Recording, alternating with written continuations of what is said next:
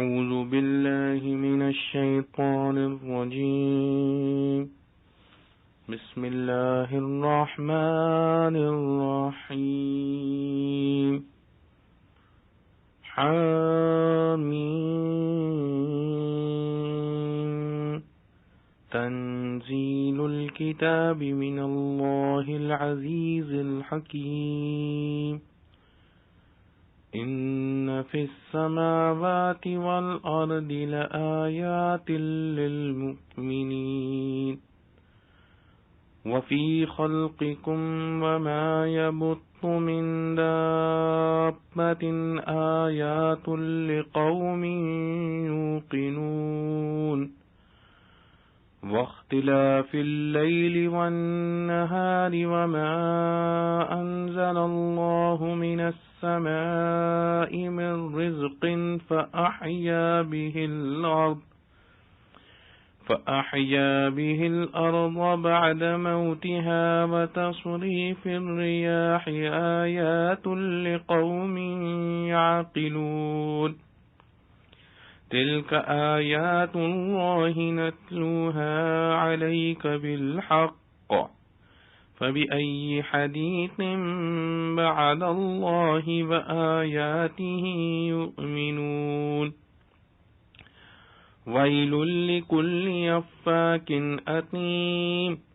يسمع آيات الله تتلى عليه ثم يصر مستكبرا كأن لم يسمعها فبشره بعذاب أليم وإذا علم من آياتنا شيئا اتخذها هزوا أولئك لهم عذاب مهين من ورائهم جهنم ولا يغني عنهم ما كسبوا شيئا ولا ما اتخذوا من دون الله أولياء ولهم عذاب عظيم هذا هدى والذين كفروا بآيات ربهم لهم عذاب من رجز أليم. سورۃ الجاثیہ. سورہ جاثیہ مکہ میں نازل ہوئی. اس میں 37 آیتیں ہیں اور 4 رکوع. شروع اللہ کے نام سے جو بے حد مہربان نہایت رحم والا ہے. اتارنا کتاب کا ہے اللہ کی طرف سے جو زبردست ہے حکمتوں والا. بے شک آسمانوں میں اور زمین میں بہت نشانیاں ہیں ماننے والوں کے واسطے، اور تمہارے بنانے میں اور جس قدر پھیلا رکھے ہیں جانور نشانیاں ہیں ان لوگوں کے واسطے جو یقین رکھتے ہیں، اور بدلنے میں رات دن کے، اور وہ جو اتاری اللہ نے آسمان سے روزی پھر زندہ کر دیا اس سے زمین کو اس کے مر جانے کے بعد،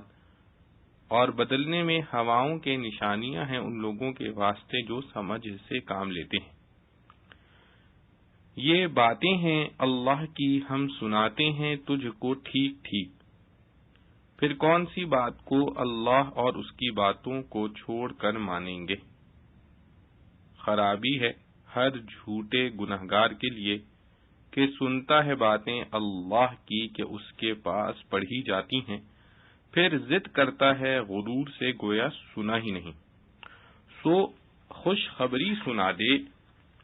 اس کو ایک عذاب دردناک کی، اور جب خبر پائے ہماری باتوں میں سے کسی کی اس کو ٹھہرائے ٹھٹھا. ایسوں کو ذلت کا عذاب ہے. پرے ان کے دوزخ ہے اور کام نہ آئے گا ان کے جو کمایا تھا ذرا بھی، اور نہ وہ کہ جن کو پکڑا تھا اللہ کے سوائے رفیق، اور ان کے واسطے بڑا عذاب ہے. یہ سجھا دیا، اور جو ممکن ہے اپنے رب کی باتوں سے ان کے لیے عذاب ہے ایک بلا کا دردناک. خلاصہ تفسیر. حامیم، یہ نازل کی ہوئی کتاب ہے اللہ غالب حکمت والے کی طرف سے، اور جب یہ ایسی کتاب ہے تو اس کے مضامین کو خوب توجہ سے سننا چاہیے۔ چنانچہ اس مقام پر ایک مضمون تو توحید کا ہے، جس کا بیان یہ ہے کہ آسمانوں اور زمین میں اہل ایمان کے استدلال کے لیے بہت سے دلائل قدرت اور توحید کے ہیں، اور اسی طرح خود تمہارے اور ان حیوانات کے پیدا کرنے میں جن کو زمین پر پھیلا رکھا ہے نیز دلائل قدرت و توحید ہیں ان لوگوں کے سمجھنے کے لیے جو یقین رکھتے ہیں۔ اور اسی طرح یکے بعد دیگرے رات اور دن کے آنے جانے میں، اور اسی طرح اس معدہ رزق میں جس کو اللہ تعالی نے آسمان سے اتارا، مراد بارش ہے، پھر اس بارش سے زمین کو تر و تازہ کیا اس کے خشک ہوئے پیچھے، اور اسی طرح ہواؤں کے بدلنے میں با اعتبار سمت اور کیفیت کے کہ کبھی پروا ہے کبھی پچھوا، کبھی گرم ہے کبھی سرد۔ غرض ان سب چیزوں میں دلائل قدرت و توحید موجود ہیں ان لوگوں کے لیے جو عقل سلیم رکھتے ہیں۔ اس سے توحید پر استدلال کا طریقہ پارہ دوم ان فی خلق السماوات میں گزر چکا ہے، اور دوسرا مضمون نبوت کا ہے، جس کا بیان یہ ہے کہ یہ اللہ کی آیتیں ہیں جو صحیح طور پر ہم آپ کو پڑھ کر سناتے ہیں، جس سے نبوت ثابت ہوتی ہے۔ لیکن اتنی بڑی دلیل معجز کے باوجود بھی اگر یہ لوگ نہیں مانتے تو پھر اللہ اور اس کی ایسی آیتوں کے بعد اور کون سی بات اس سے بڑھ کر ہوگی جس پر یہ لوگ ایمان لاویں گے۔ اور تیسرا مضمون آخرت کا ہے، جس میں ان مخالفین حق کو سزا بھی ہوگی، جس کا بیان یہ ہے کہ بڑی خرابی ہوگی ہر ایسے شخص کے لیے جو عقائد سے متعلق اقوال میں جھوٹا ہو اور اعمال میں نافرمان ہو، باوجود یہ کہ خدا کی آیتوں کو سنتا بھی ہے جبکہ وہ اس کے روبرو پڑھی جاتی ہیں، اور پھر بھی وہ تکبر کرتا ہوا اپنے کفر پر اس طرح اڑا رہتا ہے جیسے اس نے ان آیتوں کو سنا ہی نہیں۔ سو ایسے شخص کو ایک دردناک عذاب کی خبر سنا دیجیے، اور اس شخص کی شرارت کا یہ حال ہے کہ جب وہ ہماری آیتوں میں سے کسی آیت کی خبر پاتا ہے تو اس کی ہنسی اڑاتا ہے۔ ایسے لوگوں کے لیے آخرت میں ذلت کا عذاب ہونے والا ہے۔ مطلب یہ کہ جن آیتوں کو تلاوت میں سنتا ہے ان کی بھی تکذیب کرتا ہے، اور جن آیتوں کی ویسے ہی خبر سن لیتا ہے ان کی بھی تکذیب کرتا ہے۔ غرض تکذیب آیات میں بہت بڑھا ہوا ہے۔ آگے اس عذاب کی تعیین ہے، یعنی ان کے آگے جہنم آ رہا ہے، اور اس وقت نہ تو ان کے وہ چیزیں ذرا کام آویں گی جو دنیا میں کما گئے تھے، اس میں اموال اور اعمال سب آ گئے، اور نہ وہ کام آویں گے جن کو انہوں نے اللہ کے سوا کارساز اور معبود بنا رکھا تھا، اور ان کے لیے بڑا عذاب ہوگا۔ اور وجہ اس عذاب کی یہ ہے کہ یہ قرآن سر تا سر ہدایت ہے اور واجب التسلیم ہے، اور اس کا مقتضا یہی ہے کہ جو لوگ اپنے رب کی ان آیتوں کو نہیں مانتے ان کے لیے سختی کا دردناک عذاب ہوگا۔ معارف و مسائل، یہ پوری صورت مکی ہے، صرف ایک قول یہ ہے کہ آیت قُل لِّلَّذِينَ آمَنُوا يَغْفِرُوا لِلَّذِينَ لَا يَرْجُونَ أَيَّامَ اللَّهِ مدنی ہے اور باقی مکی، لیکن جمہور کے قول کے مطابق پوری صورت قبل الہجرہ ہی نازل ہوئی ہے، اور دوسری مکی صورتوں کی طرح اس کا بنیادی مضمون عقائد ہی کی اصلاح ہے۔ چنانچہ اس میں توحید، رسالت اور آخرت کے عقائد ہی کو مختلف طریقوں سے مدلل کیا گیا ہے۔ خاص طور سے آخرت کے اثبات کے دلائل، منکرین کے شبہات اور دہریوں کی تردید اس میں زیادہ تفصیل سے آئی ہے۔ ان فی السماوات والارض لآیات للمؤمنین، ان فی السماوات والارض لآیات للمؤمنین، ان آیات سے توحید کا اثبات مقصود ہے۔ اس سے ملتی جلتی آیتیں دوسرے پارے کے رکوع ان فی خلق السماوات والارض میں گزر چکی ہیں، وہیں ان کی مفصل تفسیر مذکور ہے، اور یہ بھی کہ ان چیزوں سے توحید کیوں کر ثابت ہوتی ہے۔ دونوں مقامات میں عنوان کا جو تھوڑا تھوڑا فرق ہے اس سے متعلق نکات اہل علم امام رازی رحمۃ اللہ علیہ کی تفسیر کبیر میں دیکھ سکتے ہیں۔ البتہ ایک بات قابل ذکر ہے کہ یہاں کائنات کی مختلف نشانیاں بیان فرما کر ایک جگہ یہ فرمایا گیا ہے کہ اس میں ایمان لانے والوں کے لیے نشانیاں ہیں، دوسری جگہ ارشاد ہے کہ یقین کرنے والوں کے لیے نشانیاں ہیں، اور تیسری جگہ ارشاد ہے کہ عقل رکھنے والوں کے لیے نشانیاں ہیں۔ اس میں اسلوب کے تنوع کے علاوہ اس طرف بھی اشارہ ہے کہ نشانیوں سے پورا فائدہ تو وہی اٹھا سکتے ہیں جو ایمان لے آئیں۔ دوسرے نمبر پہ یہ ان لوگوں کے لیے مفید ہو سکتی ہے جو خواہ فوراً ایمان نہ لائیں لیکن ان کے دل میں یقین پیدا ہو جائے کہ یہ چیزیں توحید پر دلالت کرتی ہیں،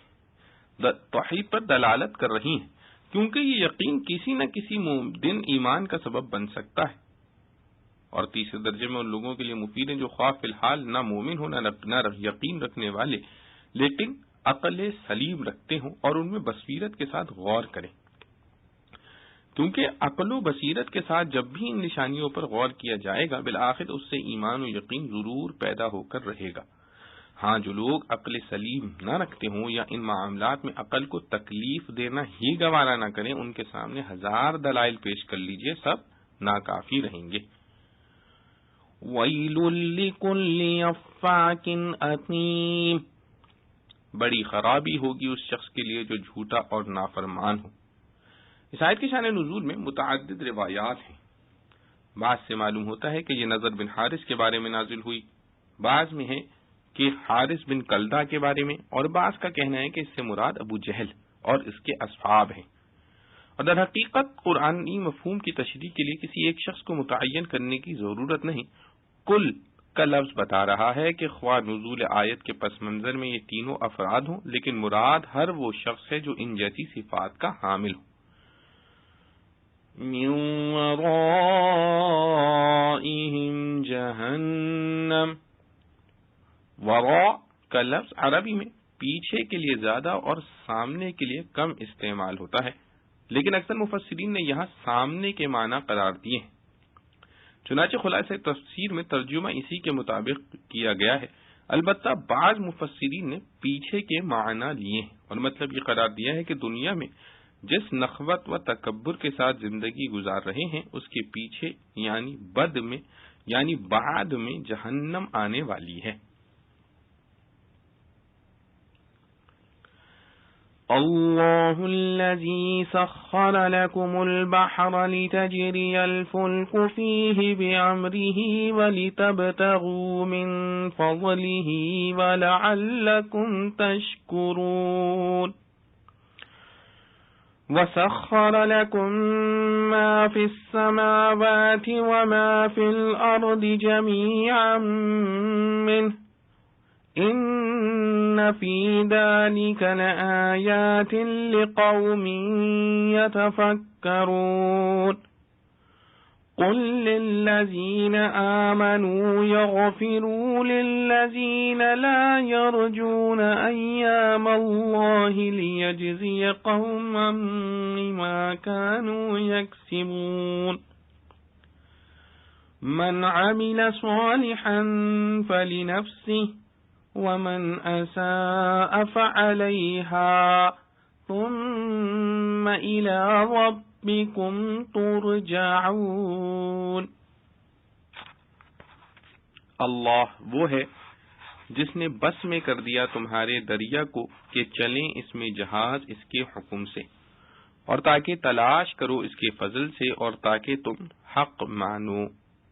اور کام میں لگا دیا تمہارے جو کچھ ہے آسمانوں میں اور زمین میں سب کو اپنی طرف سے۔ اس میں نشانیاں ہیں ان لوگوں کے واسطے جو دھیان کرتے ہیں، کہہ دے ایمان والوں کو درگزر کرے ان سے جو امید نہیں رکھتے اللہ کے دنوں کی، تاکہ وہ سزا دے ایک قوم کو بدلہ اس کا جو کماتے تھے۔ جس نے بھلا کام کیا تو اپنے واسطے، اور جس نے برا کیا سو اپنے حق میں، پھر اپنے رب کی طرف پھیرے جاؤ گے۔ خلاصہ تفسیر،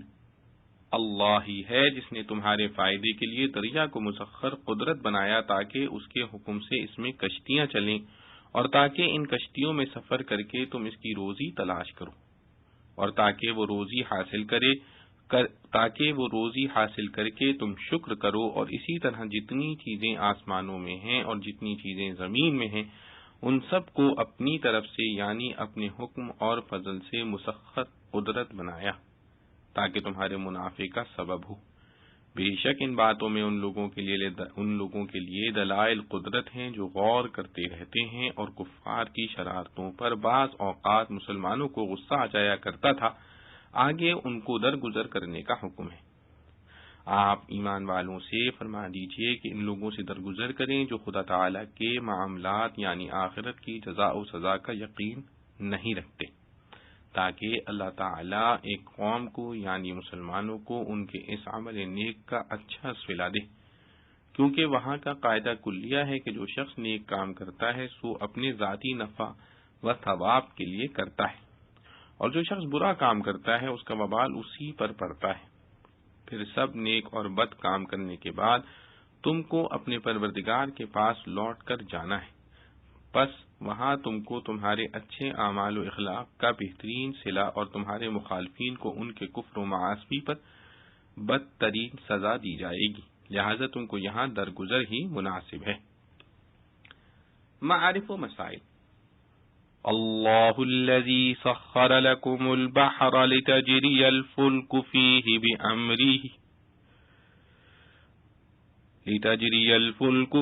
بأمرہ ولتبتغوا من فضلہ۔ قرآن کریم میں فضل تلاش کرنے سے مراد عموماً کسب معاش کی جد و جہد ہوتی ہے۔ یہاں اس کا مطلب یہ بھی ہو سکتا ہے کہ تمہیں سمندر میں کشتی رانی پر اس لیے قدرت دی گئی تاکہ اس کے ذریعے تم تجارت کر سکو، اور یہ بھی ممکن ہے کہ فضل تلاش کرنے کا کشتی رانی سے کوئی تعلق نہ ہو بلکہ یہ تسخیر بحر کی ایک مستقل قسم ہو، اور مطلب یہ ہو کہ سمندر میں ہم نے بہت سی نفع بخش چیزیں پیدا کر کے سمندر کو تمہارے لیے مسخر کر دیا ہے تاکہ تم انہیں تلاش کر کے نفع اٹھاؤ۔ چنانچہ جدید سائنس کی روح سے یہ معلوم ہے کہ سمندر میں اس قدر معدنی ذخائر اور زمین کی پوشیدہ دولتیں ہیں کہ اتنی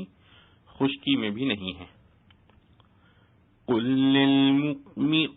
للذین آمنوا یغفروا للذین لا یرجون ایام اللہ۔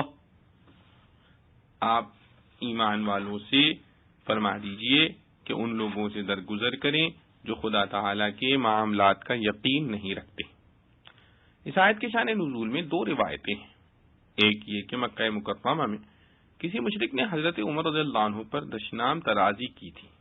حضرت عمر رضی اللہ عنہ نے اس کے بدلے میں اسے کچھ تکلیف پہنچانے کا ارادہ فرمایا، اس پر یہ آیت نازل ہوئی۔ اس روایت کے مطابق یہ آیت مکی ہے۔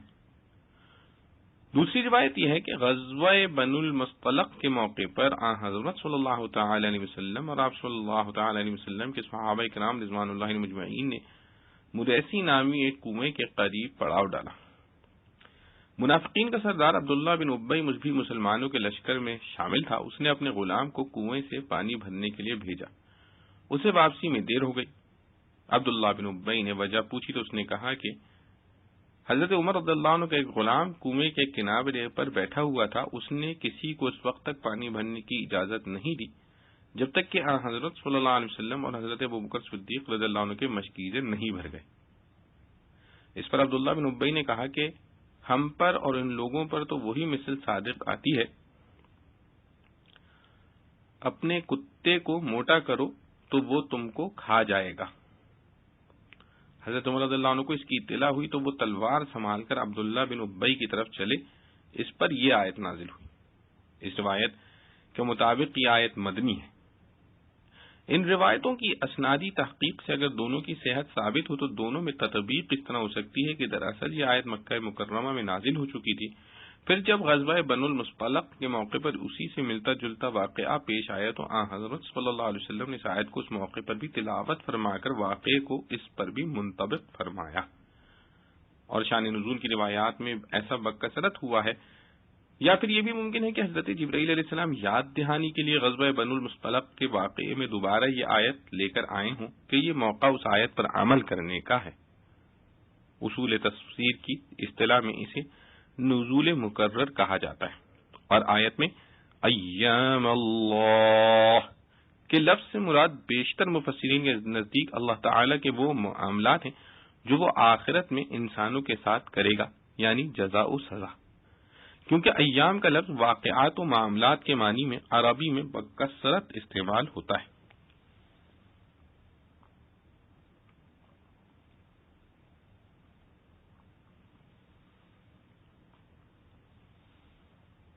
یہاں دوسری بات یہ قابل غور ہے کہ بات یوں بھی کہی جا سکتی تھی کہ آپ ایمان والوں سے فرما دیجئے کہ وہ مشرکین سے درگزر کریں. اس کے بجائے یوں کہا گیا ہے کہ ان لوگوں سے درگزر کریں جو خدا تعالی کے معاملات کا یقین نہیں رکھتے. اسے شاید اس بات کی طرف اشارہ ہو کہ ان لوگوں کو اصل سزا آخرت میں دی جائے گی، اور چونکہ یہ لوگ آخرت کا یقین نہیں رکھتے اس لیے سزا ان کے لیے غیر متوقع اور اچانک ہوگی، اور غیر متوقع تکلیف بہت زیادہ ہوتی ہے، اس لیے ان کو پہنچنے والا عذاب بہت سخت ہوگا، اور اس کے ذریعے ان کی تمام بدعنوانیوں کا پورا بدلہ لے لیا جائے گا. دنیا میں آپ ان چھوٹی چھوٹی باتوں پر ان کی گرفت کی فکر نہ کیجیے. بعض حضرات نے فرمایا کہ اس آیت کا حکم جہاد کے احکام نازل ہونے کے بعد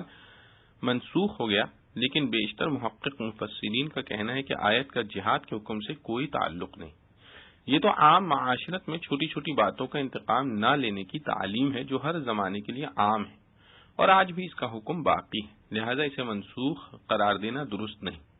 خصوصاً اگر اس کا شان نزول غزوہ بنو المصطلق کا واقعہ ہو تو آیات جہاد اس لیے ناسخ نہیں بن سکتی کیونکہ آیات جہاد اس سے پہلے نازل ہو چکی تھیں.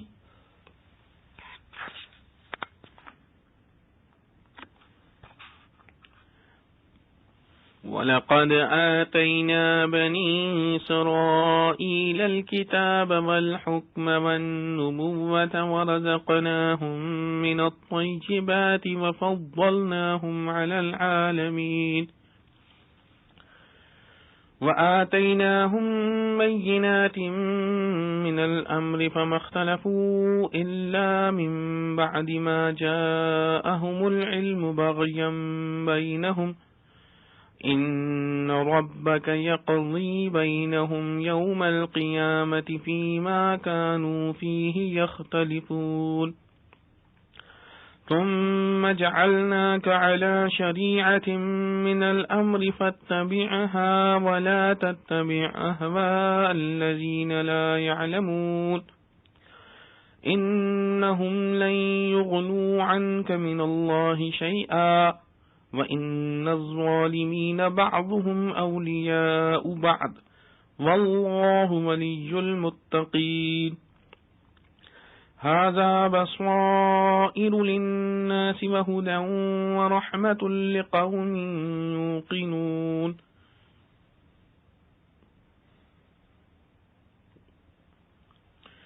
اور ہم نے دی بنی اسرائیل کو کتاب اور حکومت اور پیغمبری اور کھانے کو دیں ستھری چیزیں، اور بزرگی دی ان کو جہاں پر، اور دیں ان کو کھلی باتیں دین کی. پھر انہوں نے پھوٹ جو ڈالی تو سمجھ آ چکنے کے بعد آپس کی ضد سے. بے شک تیرا رب فیصلہ کرے گا ان میں قیامت کے دن جس بات میں وہ جھگڑتے تھے. پھر تجھ کو رکھا ہم نے ایک رستے پر دین کے کام کے، سو تو اسی پر چل اور مت چل خواہشوں پر نادانوں کی. وہ ہرگز کام نہ آئیں گے تیرے اللہ کے سامنے ذرا بھی. اور بے انصاف ایک دوسرے کے رفیق ہیں، اور اللہ رفیق ہے ڈرنے والوں کا. یہ سوجھ کی باتیں ہیں لوگوں کے واسطے اور راہ کی، اور رحمت ہے ان لوگوں کے لیے جو یقین لاتے ہیں. خلاصہ تفسیر، اور نبوت کوئی انوکھی چیز نہیں جو اس کا انکار کیا جائے. چنانچہ اس کے قبل ہم نے بنی اسرائیل کو کتاب آسمانی اور حکمت یعنی علم، احکام اور نبوت دی تھی، یعنی ان میں انبیاء پیدا کیے تھے، اور ہم نے ان کو نفیس چیزیں کھانے کو دی تھی. اس طرح کے میدان تیہ میں من و سلوہ نازل کیا اور ان کو ملک شام کا مالک بنایا جو برکات ارضیہ کا معدن ہے. اور ہم نے بعض امور میں مثلا سمندر کو چیر دینا، ابر کا سایہ کرنا وغیرہ ان کو دنیا جہاں والوں پر فوقیت دی. اور ہم نے ان کو دین کے بارے میں کھلی دلیلیں دیں، یعنی ان کو بڑے سوری معجزات دکھلائے، غرض حسی، معنوی، علمی، ہر طرح کی نعمتیں دیں. سو چاہیے تو یہ تھا کہ خوب اطاعت کرتے، مگر انہوں نے علم ہی کے آنے کے بعد باہم اختلاف کیا بوجہ آپس کی زدی کے، جس کا بیان پارہ دوم رکوع سل بنی اسرائیل میں ہو چکا ہے. مطلب یہ ہے کہ جو علم اختلافات ختم کرنے کا سبب ہونا چاہیے تھا، انہوں نے نفسا نفسی کی وجہ سے الٹا اسے اختلاف کا موجب بنا لیا، سو آپ کا رب ان کے آپس میں قیامت کے روز ان امور میں عملی فیصلہ کر دے گا جن میں یہ باہم اختلاف کیا کرتے تھے۔ بنی اسرائیل میں دور نبوت ختم ہونے کے بعد ہم نے آپ کو نبوت دی اور آپ کو دین کے ایک خاص طریقے پر کر دیا، سو آپ اسی طریقے پر چلے جائیے، یعنی عمل میں بھی اور تبلیغ میں بھی، اور ان جہلا کی خواہشوں پر نہ چلیے، یعنی ان کی خواہش تو یہ ہے کہ آپ تبلیغ ترک کر دیں، اور اسی لیے یہ طرح طرح سے پریشان کرتے ہیں تاکہ آپ تنگ ہو کر تبلیغ چھوڑ دیں۔ سو آپ سے گویا اہتمام نہیں مگر امر تبلیغ کے اہتمام کے لیے آپ کو پھر اس کا حکم ہوتا ہے۔ آگے اسی طرز پر اس حکم کی علت فرماتے ہیں کہ یہ لوگ خدا کے مقابلے میں آپ کے ذرا کام نہیں آ سکتے، پس ان کا اتباع نہ ہونے پائے، اور ظالم لوگ ایک دوسرے کے دوست ہوتے ہیں اور ایک دوسرے کا کہنا مانتے ہیں، اور اللہ دوست ہے اہل تقوی کا، اور اہل تقوی اس کا کہنا مانا کرتے ہیں۔ سو جب آپ ظالم نہیں ہیں بلکہ سردار متقین ہیں تو آپ کو ان کی اتباع سے کیا نسبت؟ البتہ احکام الہی کی اتباع سے خاص نسبت ہے، غرض آپ صاحب نبوت و شریعت حقہ ہیں، اور یہ قرآن جو آپ کو ملا ہے عام لوگوں کے لیے دانش مندیوں کا سبب اور ہدایت کا ذریعہ ہے، اور یقین یعنی ایمان لانے والوں کے لیے بڑی رحمت کا سبب ہے۔ معارف و مسائل۔ ان آیات کا موضوع حضرت صلی اللہ علیہ وسلم کی رسالت کا اثبات ہے، اور اس کے ضمن میں کفار کی لسانیوں پر آپ کی تسلی بھی فرمائی گئی ہے۔ ان ربک یقضی بینہم، یہاں تک کہ مضمون آیات سے دو باتیں مستفاد ہوئی، ایک تو بنی اسرائیل کو کتاب و نبوت دینے سے آپ صلی اللہ علیہ وسلم کی نبوت کی تائید، دوسرے آپ کی تسلی کہ بنی اسرائیل کو اختلاف کی جو وجہ پیش آئی تھی وہی آپ کی قوم کو آپ کے ساتھ اختلاف کرنے میں پیش آئی ہے، یعنی حب دنیا اور حسد و نفسانیت۔ یہ نہیں کہ آپ کے دلائل میں کچھ کمی ہو، بس آپ غم نہ کریں، پچھلی امتوں کی شریعتوں کا حکم ہمارے لیے۔ ثم جعلناک علی شریعۃ من الامر، پھر ہم نے آپ کو دین کے ایک خاص طریقے پر کر دیا۔ یہاں یہ بات ذہن نشین رکھنی چاہیے کہ دین اسلام کے کچھ تو اصولی عقائد ہیں، مثلا توحید و آخرت وغیرہ، اور کچھ عملی زندگی سے متعلق احکام ہیں۔ جہاں تک اصولی عقائد کا تعلق ہے وہ تو ہر نبی کی امت میں یکساں رہے ہیں اور ان میں کبھی ترمیم اور تبدیلی نہیں ہوئی، لیکن عملی احکام مختلف انبیاء علیہ السلام کی شریعتوں میں اپنے اپنے زمانے کے لحاظ سے بدلتے رہے ہیں۔ آیت مذکورہ میں انہی دوسری قسم کے احکام کو دین کے ایک خاص طریقے سے تعبیر فرمایا گیا ہے، اور اسی وجہ سے فقہاء نے اس آیت سے نتیجہ نکالا ہے کہ امت محمدیہ علی صاحبہ الصلاۃ والسلام کے لیے صرف شریعت محمدی صلی اللہ علیہ وسلم ہی کے احکام واجب العمل ہیں۔ پچھلی امتوں کو جو احکام دیے گئے تھے وہ ہمارے لیے اس وقت تک واجب العمل نہیں ہے جب تک قرآن و سنت سے ان کی تائید نہ ہو جائے۔ پھر تائید کی ایک شکل تو یہ ہے کہ قرآن یا حدیث میں صراحتاً یہ فرمایا گیا ہو کہ فلاں نبی کی امت کا یہ حکم ہمارے لیے بھی واجب العمل ہے، اور دوسری صورت یہ ہے کہ قرآن کریم یا حضرت صلی اللہ علیہ وسلم کسی پچھلی امت کا کوئی حکم بطور تحسین و مدح بیان فرمائیں اور اس کے بارے میں یہ نہ فرمائیں کہ یہ حکم ہمارے زمانے میں منسوخ ہو گیا ہے۔ اس سے یہ بھی معلوم ہو جاتا ہے کہ یہ حکم ہماری شریعت میں بھی جاری ہے، اور در حقیقت اس حکم کا واجب العمل ہونا بھی اس صورت میں شریعت محمدی صلی اللہ علیہ وسلم کا ایک جز ہونے کی حیثیت ہی سے ہوتا ہے۔ یہاں اتنی بات مسئلے کی حقیقت سمجھنے کے لیے کافی ہے، تفصیلات اصول فقہ کی کتابوں میں مذکور ہیں۔ ام حسب الذین اجترحوا السیئات ان نجعلهم كالذین آمنوا وعملوا الصالحات سواء محیاهم ومماتهم ساء ما يحكمون وخلق الله السماوات والأرض بالحق ولتجزى كل نفس بما كسبت وهم لا يظلمون۔ کیا خیال رکھتے ہیں جنہوں نے کمائی ہیں برائیاں کہ ہم کر دیں گے ان کو برابر ان لوگوں کی جو کہ یقین لائے اور کیے بھلے کا، ایک سا ہے ان کا جینا اور مرنا۔ برے دعوے ہیں جو کرتے ہیں، اور بنائے اللہ نے آسمان اور زمین جیسے چاہیے، اور تاکہ بدلہ پائے ہر کوئی اپنی کمائی کا، اور ان پر ظلم نہ ہوگا۔ خلاصہ تفصیل، یہ قیامت کا انکار کرنے والے لوگ جو برے برے کام، کفر و شرک و ظلم و معاصیت کرتے رہتے ہیں، کیا یہ خیال کرتے ہیں کہ ہم ان کو ان لوگوں کے برابر رکھیں گے جنہوں نے ایمان اور عمل صالح اختیار کیا، کہ ان سب کا جینا اور مرنا یکساں ہو جائے؟ یعنی مومنین کا مرنا جینا بائیں معنی یکساں ہو جائے کہ جس طرح زندگی میں لذتوں سے بہرہ اندوز نہ ہوئے، اسی طرح موت کے بعد بھی محروم رہیں، اور اسی طرح کافروں کا مرنا جینا بھی بائیں معنی یکساں ہو جائے کہ جیسے اس زندگی میں عذاب اور تکلیفوں سے بچے رہے، اسی طرح مرنے کے بعد بھی عذاب سے معمون رہیں۔ مطلب یہ کہ انکار معاد سے یہ لازم آتا ہے کہ اطاعت شعار بندوں کو کہیں اطاعت کا پھل نہ ملے اور مخالفین پر کبھی مخالفت کا وبال نہ پڑے۔ یہ برا حکم لگاتے ہیں، اور اللہ تعالی نے آسمان اور زمین کو حکمت کے ساتھ پیدا کیا۔ ایک حکمت تو یہ ہے کہ ان عظیم الشان مخلوقات کی تخلیق پر قدرت مشاہدہ میں آ جانے سے ہر ذی عقل یہ بھی سمجھ لے گا کہ جو پہلی مرتبہ ان چیزوں کو پیدا کر سکتا ہے وہ ان کو فنا کر کے دوبارہ بھی اسی طرح موجود کر سکتا ہے، جس سے قیامت و آخرت کا وجود ثابت ہوتا ہے۔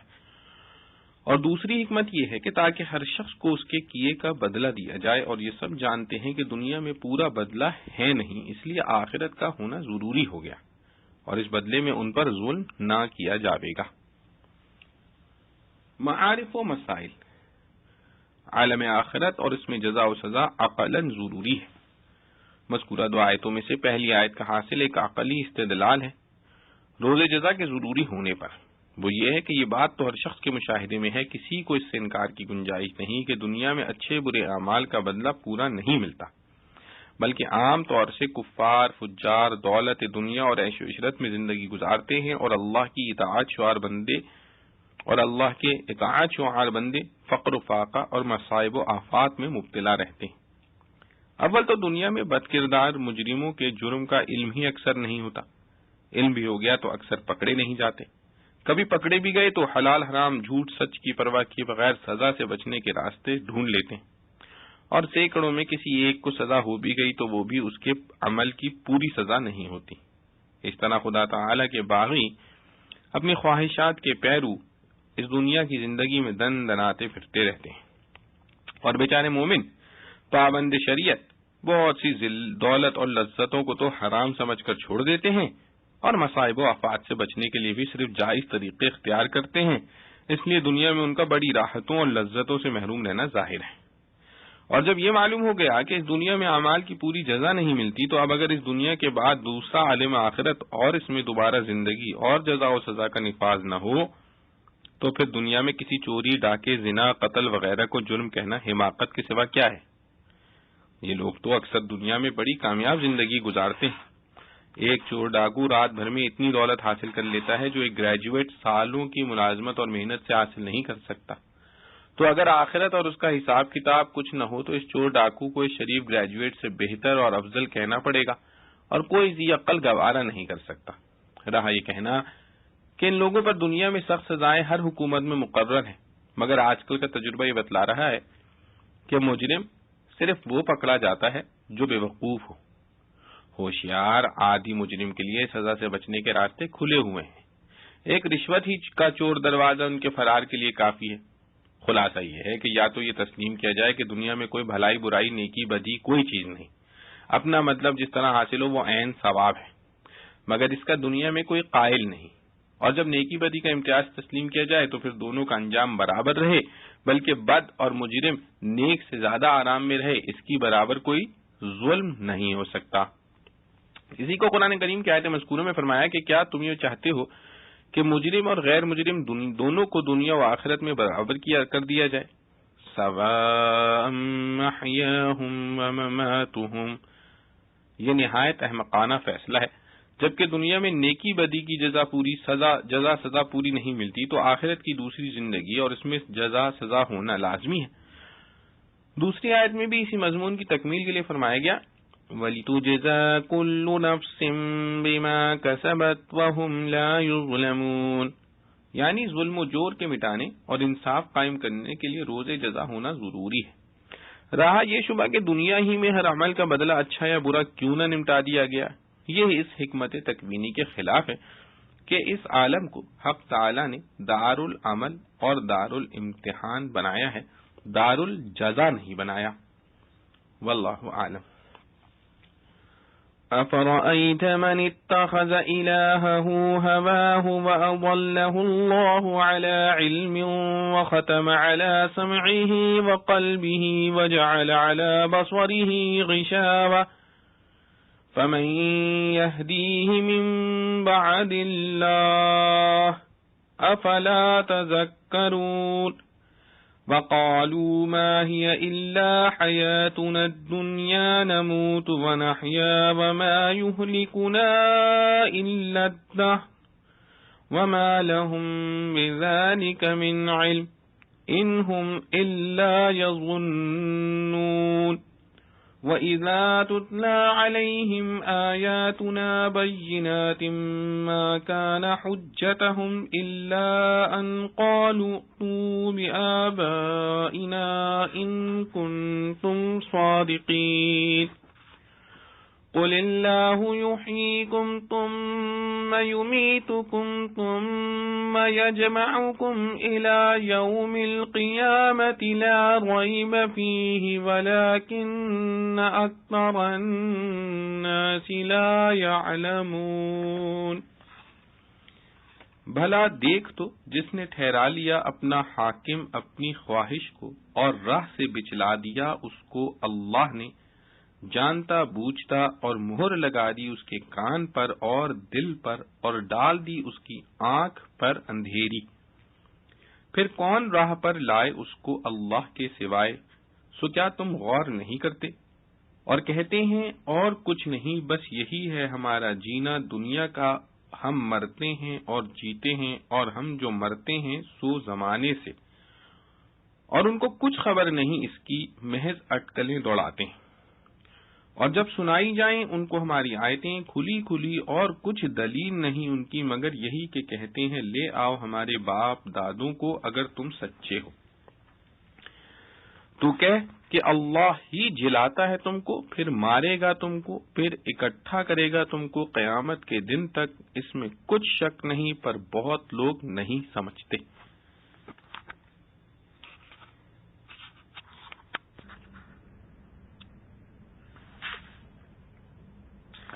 خلاصہ تفسیر۔ سو کیا توحید و آخرت کے ان واضح بیانات کے بعد آپ نے اس شخص کی حالت بھی دیکھی جس نے اپنا خدا اپنی خواہش نفسانی کو بنا رکھا ہے کہ جو دل میں آتا ہے اسی کے پیچھے چلتا رہتا ہے، اور خدا تعالی نے اس کو باوجود سمجھ بوجھ کے گمراہ کر دیا ہے کہ حق کو سنا اور سمجھا بھی مگر نفسانی خواہش کی پیروی سے گمراہ ہو گیا، اور خدا تعالی نے اس کے کان اور دل پر مہر لگا دی ہے اور اس کی آنکھ پر پردہ ڈال دیا ہے، یعنی نفس پرستی کی بدولت قبول حق کی صلاحیت نہایت کمزور ہو گئی۔ سو ایسے شخص کو بعد خدا کے گمراہ کر دینے کے کون ہدایت کرے؟ اس میں تسلی بھی ہے، آگے ان منکرین کو زجر کے طور پر خطاب ہے کہ کیا تم ان بیانات کو سن کر بھی نہیں سمجھتے؟ یعنی ایسا سمجھنا جو نافع ہو، اگرچہ عام معنی کے اعتبار سے سمجھتے تھے، اور یہ قیامت کا انکار کرنے والے لوگ یوں کہتے ہیں کہ بجز ہماری اس دنیاوی زندگی کے اور کوئی زندگی آخرت میں نہیں ہے، ہم یہی ایک مرنا مرتے ہیں اور یہی ایک جینا جیتے ہیں۔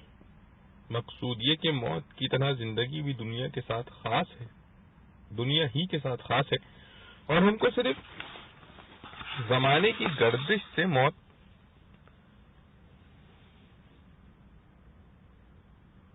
آ جاتی ہے۔ مطلب یہ کہ زمانہ گزرنے کے ساتھ ساتھ جسمانی قوتیں خرچ ہوتی رہتی ہیں اور ان اسباب طبعیہ سے موت آ جاتی ہے،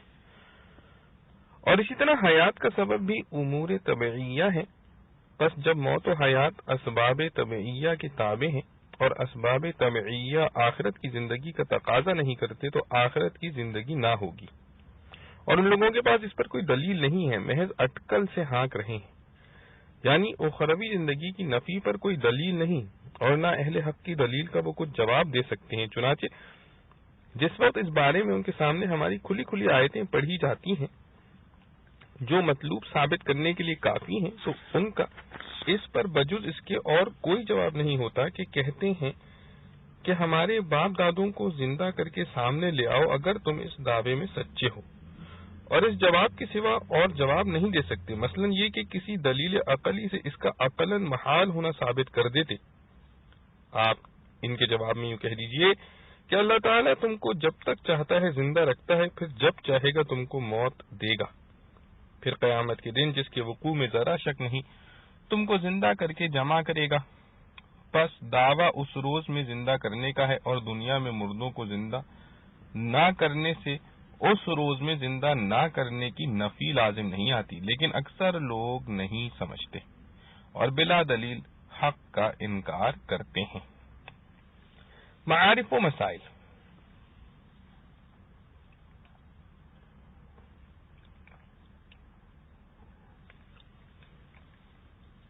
من اتخذ الہہ ہواہ، یعنی وہ شخص جس نے اپنی خواہشات نفسانی کو اپنا معبود بنا لیا۔ یہ تو ظاہر ہے کہ کوئی بھی کافر اپنی نفسانی خواہشات کو اپنا خدا یا معبود نہیں کہتا، مگر قرآن کریم کی آیت نے یہ بتلایا کہ عبادت در حقیقت اطاعت کا نام ہے۔ جو شخص خدا کی اطاعت کے مقابلے میں کسی دوسرے کی اطاعت اختیار کرے وہ ہی اس کا معبود کہلائے گا۔ تو جس شخص کو حلال و حرام اور جائز ناجائز کی پرواہ نہ ہو، خدا تعالی نے جس کو حرام کہا ہے وہ اس میں خدا کا حکم ماننے کے بجائے اپنے نفس کی پیروی کرے، تو گو وہ اپنے نفس کو زبان سے اپنا معبود نہ کہے مگر حقیقتاً وہی اس کا معبود ہوا۔ اس میں خواہشات نفسانی کو بتوں سے تعبیر کیا ہے جس نے اپنی خواہشات کو ہی امام و مقتدا بنا لیا اور ان کے پیچھے پیچھے چلنے لگا، تو گویا یہ خواہشات ہی اس کے بت ہیں۔ حضرت ابو امامہ رضی اللہ عنہ نے فرمایا کہ میں نے رسول اللہ صلی اللہ علیہ وسلم سے سنا ہے کہ زیر آسمان دنیا میں جتنے معبودوں کی عبادت کی گئی ہے ان میں سب سے زیادہ مبغوض اللہ کے نزدیک ہوا ہے، یعنی خواہش نفسانی۔ حضرت شداد بن اوس رضی اللہ عنہ سے روایت ہے کہ رسول اللہ صلی اللہ علیہ وسلم نے فرمایا کہ دانشمند وہ شخص ہے جو اپنے نفس کو قابو میں رکھے اور ما بعد الموت کے واسطے عمل کرے۔ دانشمند وہ شخص ہے جو اپنے نفس کو قابو میں رکھے اور ما بعد الموت کے واسطے عمل کرے، اور فاجر وہ ہے جو اپنے نفس کو اس کی خواہش کے پیچھے چھوڑ دے اور اس کے باوجود اللہ سے آخرت کی بھلائی کی تمنا کرتا رہے۔ اور حضرت سہل بن عبداللہ تستری رحمۃ اللہ علیہ نے فرمایا کہ میں تمہاری بیماری تمہاری نفسانی خواہشات ہیں، ہاں اگر تم ان کی مخالفت کرو تو یہ بیماری ہی تمہاری دوا بھی ہے۔ یہ سب روایات قرطبی سے لی گئی ہیں۔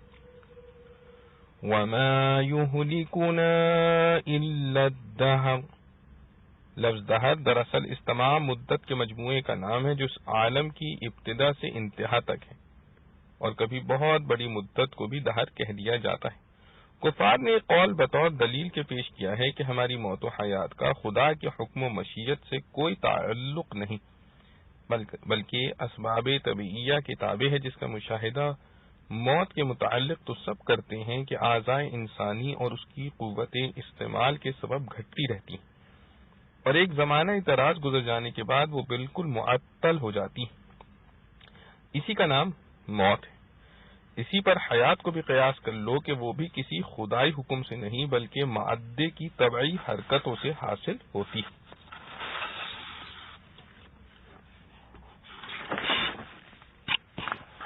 دہر یا زمانے کو برا کہنا اچھا نہیں۔ کفار و مشرکین زمانے کی گردش ہی کو ساری کائنات اور ان کے سارے حالات کی علت قرار دیتے تھے اور اسی کی طرف منسوب کرتے تھے، جیسا کہ اس آیت میں ذکر کیا گیا ہے۔ حالانکہ در حقیقت یہ سب افعال اللہ جل شأنہ کی قدرت و ارادے سے ہوتے ہیں۔ اسی لیے احادیث صحیحہ میں دہر یا زمانے کو برا کہنے کی ممانعت آئی ہے، کیونکہ کفار جس وقت کو دہر کے لفظ سے تعبیر کرتے ہیں در حقیقت وہ قوت و قدرت حق تعالی ہی کی ہے، اس لیے دہر کو برا کہنے کا نتیجہ در حقیقت خدا تعالی تک پہنچتا ہے۔ رسول اللہ صلی اللہ علیہ وسلم نے فرمایا کہ دہر کو برا نہ کہو، کیونکہ دہر در حقیقت اللہ ہی ہے۔ مراد یہ ہے کہ یہ جاہل جس کام کو دہر کا کام کہتے ہیں وہ در حقیقت اللہ تعالی ہی کی قوت و قدرت کا کام ہے، دہر کوئی چیز نہیں۔ اس سے یہ لازم نہیں آتا کہ دہر اللہ تعالی کے ناموں میں سے کوئی نام ہو، کیونکہ یہ مجازن اللہ تعالی کو دہر کہا گیا ہے۔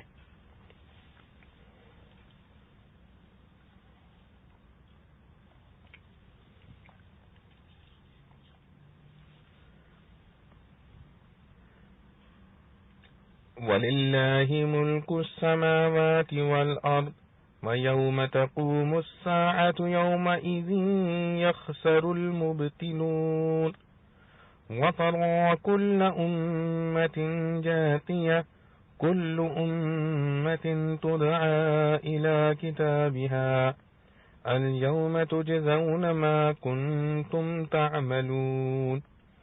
هذا كتابنا ينطق عليكم بالحق إنا كنا نستنسخ ما كنتم تعملون فأما الذين آمنوا وعملوا الصالحات فيدخلهم ربهم في رحمته ذلك هو الفوز المبين وَأَمَّا الَّذِينَ كَفَرُوا أَفَلَمْ تَكُنْ آيَاتِي تُتْلَى عَلَيْكُمْ فَاسْتَكْبَرْتُمْ وَكُنْتُمْ قَوْمًا مُجْرِمِينَ وَإِذَا قِيلَ إِنَّ وَعْدَ اللَّهِ حَقٌّ وَالسَّاعَةُ لَا رَيْبَ فِيهَا قُلْتُمْ مَا نَدْرِي مَا السَّاعَةُ إِن نَّظُنُّ إِلَّا ظَنًّا وَمَا نَحْنُ بِمُسْتَيْقِنِينَ وَبَدَا لَهُمْ سَيِّئَاتُ مَا عَمِلُوا وَحَاقَ بِهِم مَّا كَانُوا بِهِ يَسْتَهْزِئُونَ وَقِيلَ الْيَوْمَ نَنسَاكُمْ كَمَا نَسِيتُمْ لِقَاءَ يَوْمِكُمْ هَٰذَا وَمَأْوَاكُمُ النَّارُ وَمَا لَكُم مِّن نَّاصِرِينَ ذَلِكُمْ بِأَنَّكُمُ اتَّخَذْتُمْ آيَاتِ اللَّهِ هُزُوًا وَغَرَّتْكُمُ الْحَيَاةُ الدُّنْيَا فَالْيَوْمَ لَا يُخْرَجُونَ مِنْهَا وَلَا هُمْ يُسْتَعْتَبُونَ فَلِلَّهِ الْحَمْدُ رَبِّ السَّمَاوَاتِ وَرَبِّ الْأَرْضِ رَبِّ الْعَالَمِينَ وَلَهُ الْكِبْرِيَاءُ فِي السَّمَاوَاتِ وَالْأَرْضِ وَهُوَ الْعَزِيزُ الْحَكِيمُ۔ اور اللہ ہی کا راج ہے آسمانوں میں اور زمین میں، اور جس دن قائم ہوگی قیامت اس دن خراب ہوں گے جھوٹے۔ اور تو دیکھے ہر فرقے کو کہ بیٹھے ہیں گھٹنوں کے بل، ہر فرقہ بلایا جائے اپنے اپنے دفتر کے پاس، آج بدلہ پاؤ گے جیسا تم کرتے تھے، یہ ہمارا دفتر ہے، بولتا ہے تمہارے کام ٹھیک، ہم لکھواتے جاتے تھے جو کچھ تم کرتے تھے۔ سو جو یقین لائے ہیں اور بھلے کام کیے سو ان کو داخل کرے گا ان کا رب اپنی رحمت میں۔ یہ جو ہے یہی ہے صریح مراد ملنی۔ اور جو منکر ہوئے، کیا تم کو سنائی نہ جاتی تھیں باتیں میری، پھر تم نے غرور کیا اور ہو گئے تم لوگ گنہگار۔ اور جب کہیے کہ وعدہ اللہ کا ٹھیک ہے اور قیامت میں کچھ شبہ نہیں، تم کہتے تھے ہم نہیں سمجھتے کیا ہے قیامت، ہم کو آتا تو ہے ایک خیال سا اور ہم کو یقین نہیں ہوتا۔ اور کھل جائیں ان پر برائیاں ان کاموں کی جو کیے تھے، اور الٹ پڑے ان پر وہ چیز جس پر ٹھٹھا کرتے تھے۔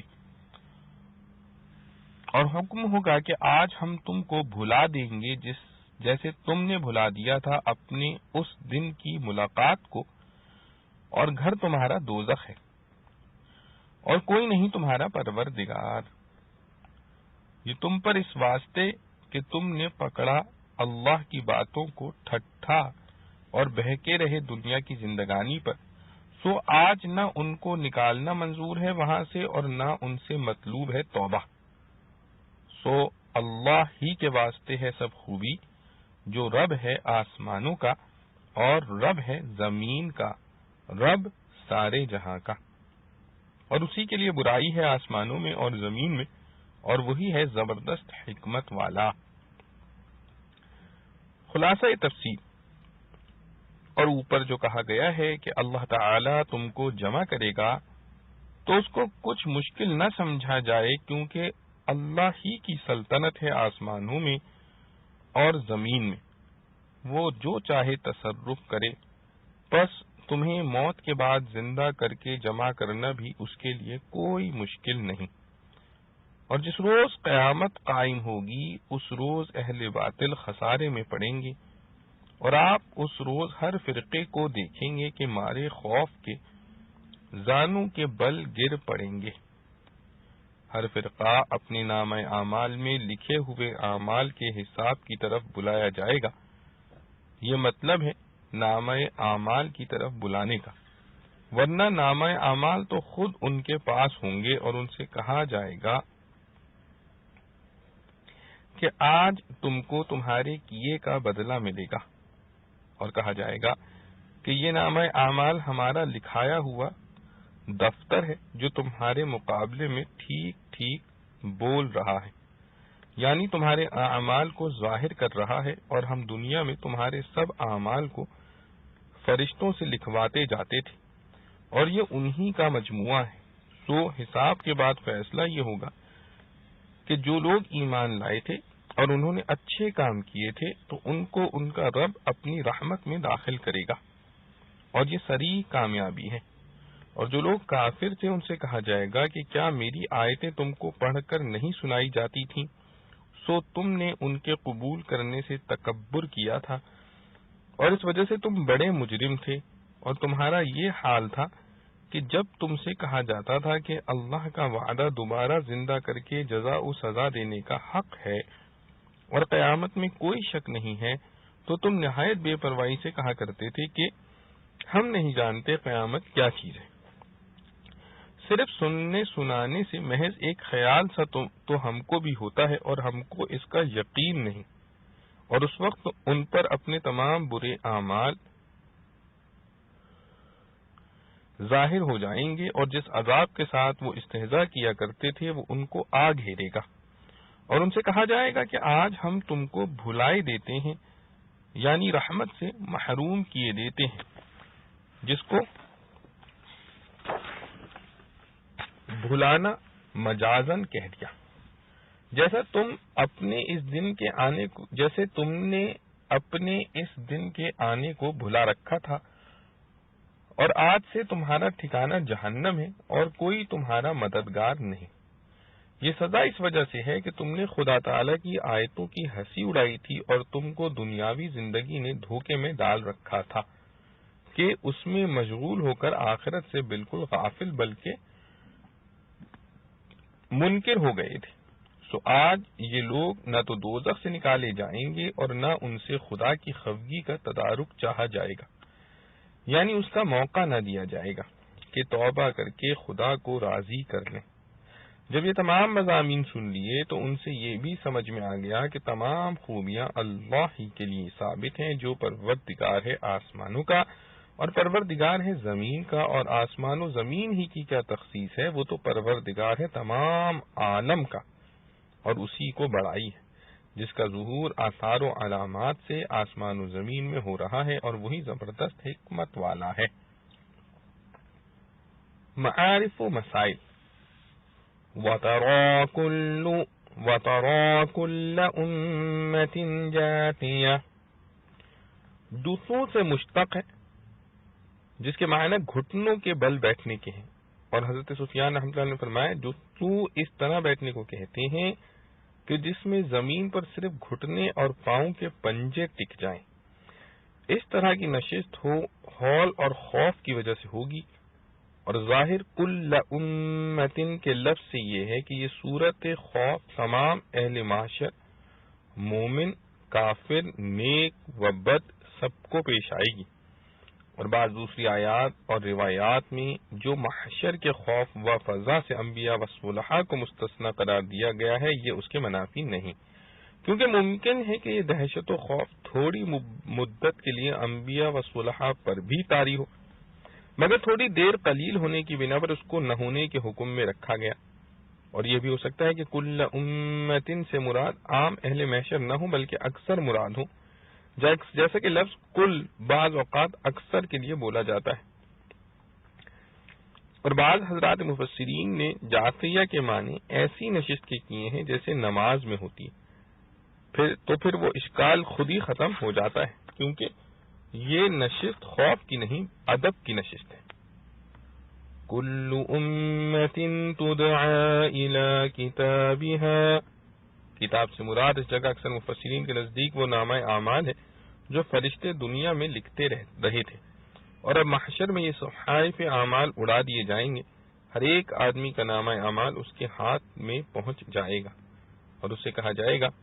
اقرأ کتابک کفی بنفسک اليوم علیک حسیبا، یعنی اپنا نامہ اعمال پڑھ لو اور خود ہی حساب لگا لو کہ تمہیں ان اعمال کا کیا بدلہ ملنا چاہیے۔ اور اس اعمال نامے کی طرف بلانے کا مطلب ان کے حساب کی طرف بلانا ہے، جیسا کہ خلاصہ تفسیر میں آ چکا ہے۔ واللہ اعلم۔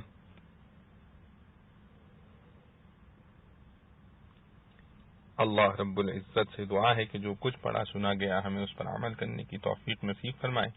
وآخر دعوانا ان الحمد لله رب العالمين ربنا تقبل منا انك انت السميع العليم وتب علينا انك انت التواب الرحيم سبحان ربك رب العزة عما يصفون وسلام على المرسلين والحمد لله رب العالمين۔